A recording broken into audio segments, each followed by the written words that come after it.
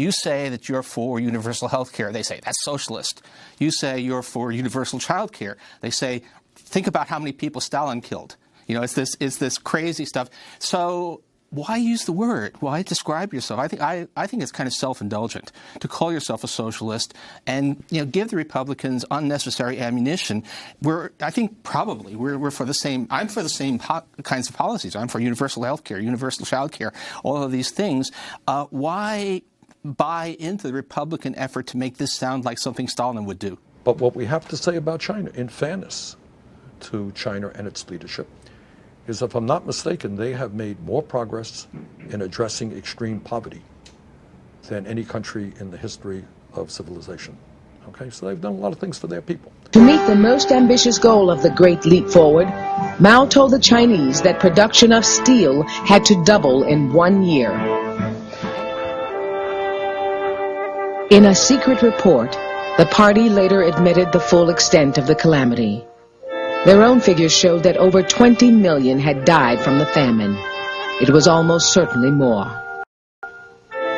The new graves in the burial grounds confirmed that the Great Leap had failed. The noise of gunfire rose from all over the center of Peking. It was unremitting. On the streets leading down to the main road to Tiananmen Square, furious people stared in disbelief at the glow in the sky, listening to the sound of shots.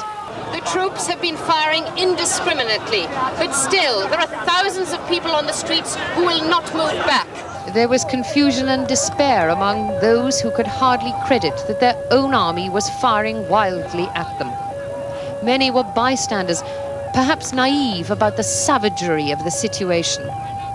Indeed, it was hard at times to grasp that this army was launching into an unarmed civilian population as if charging into battle. What's your view of China today? Do you believe China represents an existential threat to the American worker? No, I wouldn't use the word existential threat. You know, I think China is a country that is moving, unfortunately, in a more authoritarian way in a number of directions.